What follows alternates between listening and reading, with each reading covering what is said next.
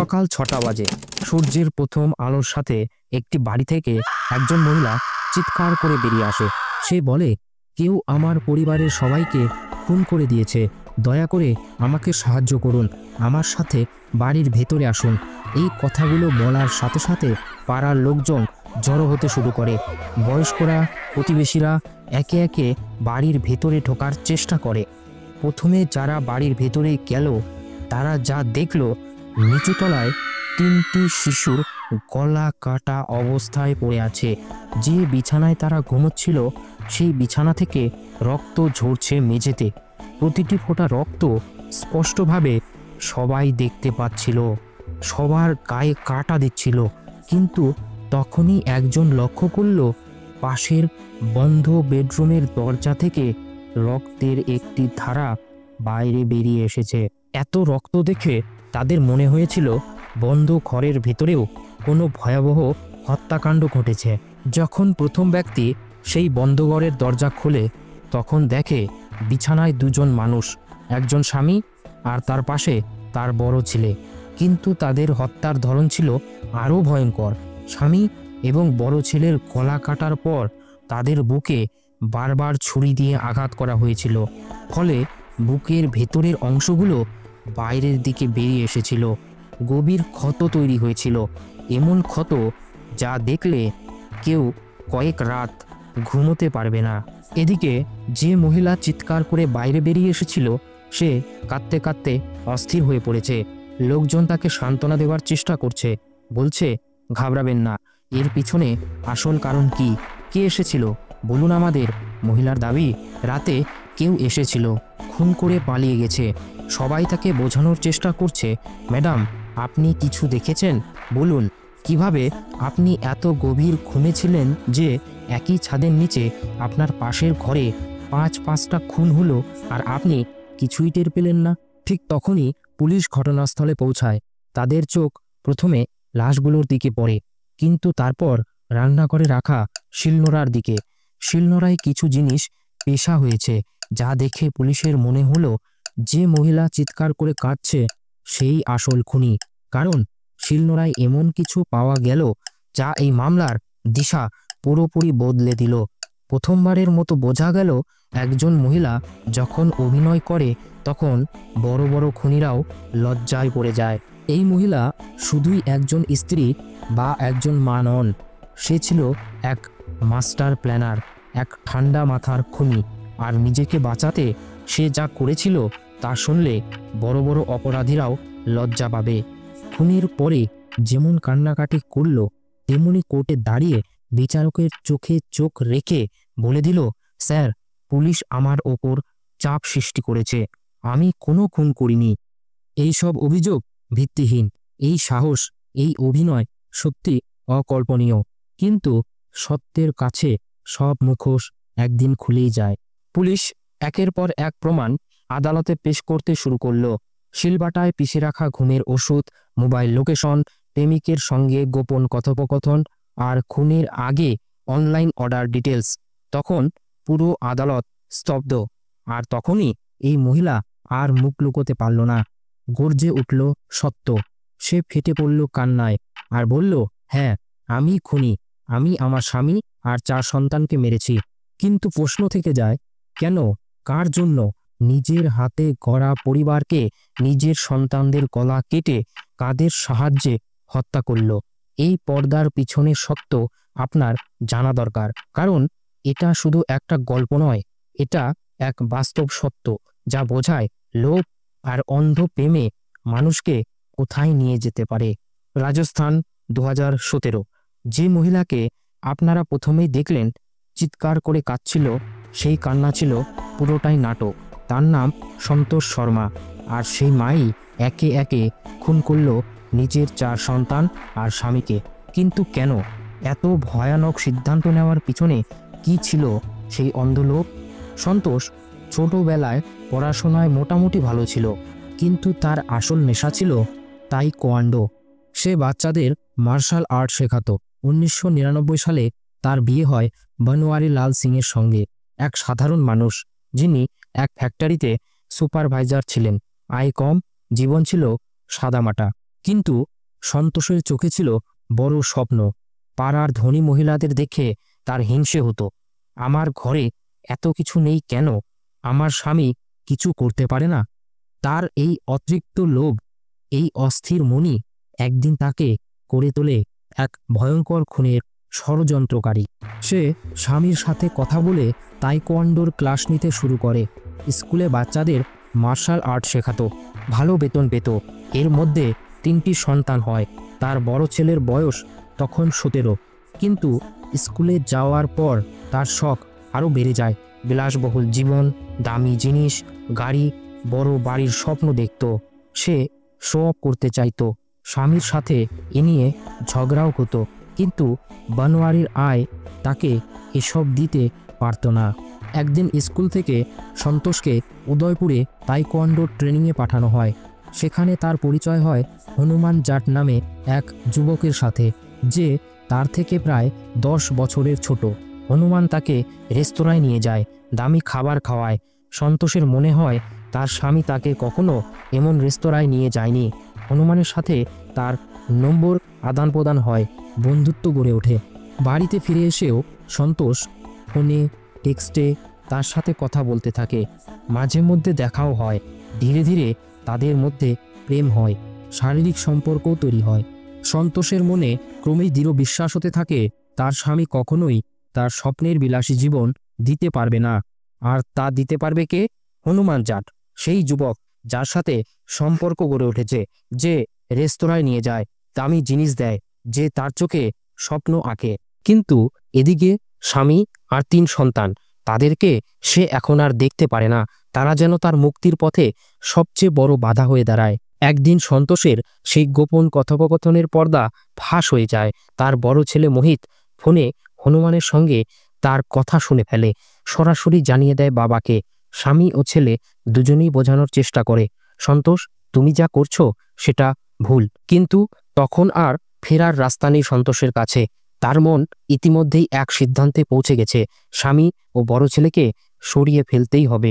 2016 সাল শুরু হয় হত্যার ছক। সন্তোষ আর হনুমান মিলেমিশে তৈরি করে খুনের ব্লুপ্রিন্ট।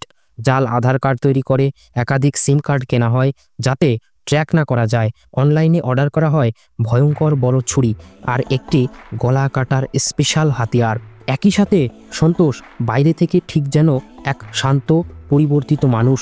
পরিবারকে বোঝায় সে বদলে গেছে, সব ভুলে গেছে। কিন্তু ভেতরে ভেতরে সে নিজেই হয়ে উঠেছে এক ঠান্ডা মাথার খুনি।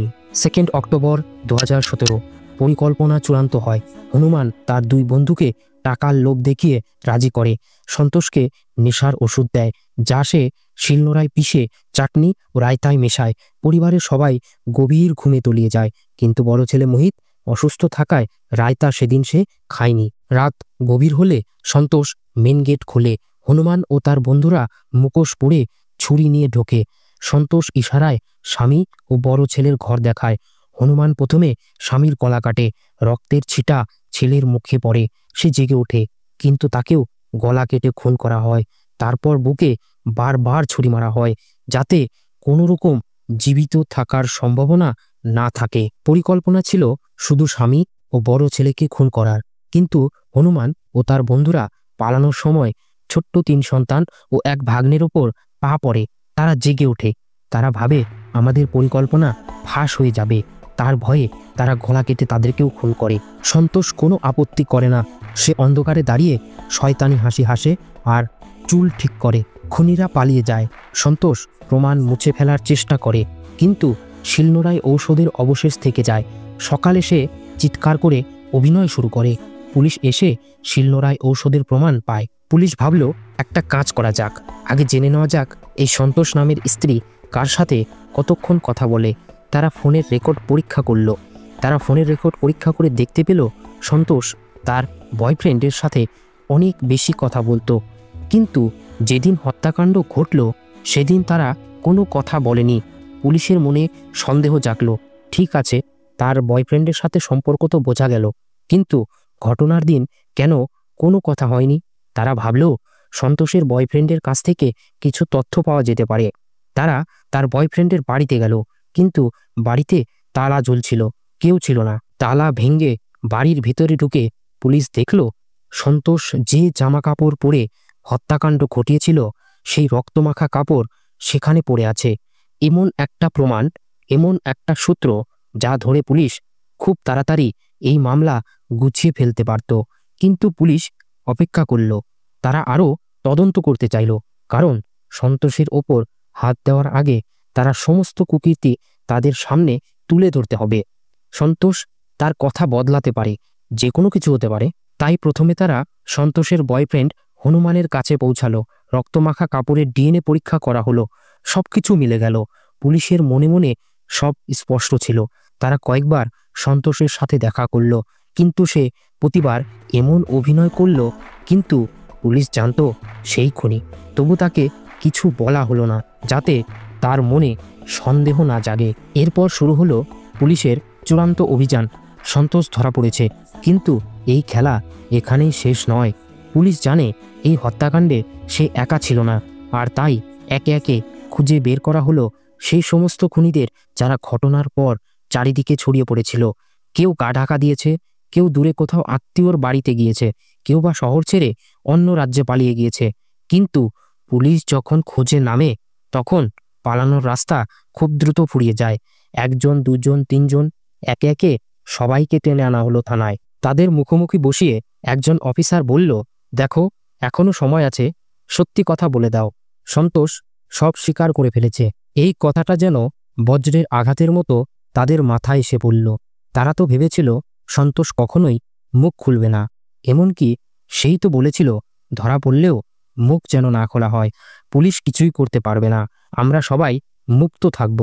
কিন্তু এখন তারা শুনছে যে মহিলা তাদের হাতে ধরে ধরে শিখিয়েছিল কিভাবে একটা মানুষকে এমনভাবে খুন করতে হয় যাতে সে কোনোদিন ফিরে না আসে, সেই মহিলা নিজেই ভেঙে পড়েছে, সব বলে দিয়েছে। তখনই খুনিদের মনে হলো যে খেলাটা আমরা একসাথে শুরু করেছিলাম, সে যদি আমাদের ছেড়ে বেরিয়ে যায় তাহলে আর আমরা কেন ঝুঁকি নেব। একজন প্রথমে মুখ খুলল, তারপর আরেকজন, আর একে একে সব খুনির মুখ থেকে বেরিয়ে এলো সেই ভয়ঙ্কর সত্য, যা শোনার পর পুলিশও স্তব্ধ হয়ে গেল। সন্তোষের পরিকল্পনা ছিল নিখুঁত, কিন্তু সে নিজেই নিজের ফাঁদে পড়ে গেল, আর সেই সঙ্গে গোটা চক্রটাই ভেঙে পড়ল পুলিশের সামনে। এখন বাকি ছিল সন্তোষকে ধরার পালা। 2016 সাল থেকে এই পরিকল্পনা চলছিল। প্রায় 1 বছর ধরে তারা পরিকল্পনা করেছিল কিভাবে পরিবারের সবাইকে খুন করতে হবে। 2017 সালে তারা তা বাস্তবায়িত করল।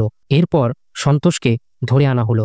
সে প্রথমে আনাকানি করতে লাগলো, তার সামনে একের পর এক প্রমাণ পেশ করা হলো। শেষ পর্যন্ত সে হার মানল। কোর্টে প্রথমে সে তার অপরাধ স্বীকার করল, কিন্তু পরে তার স্বীকারোক্তি পাল্টে ফেলল।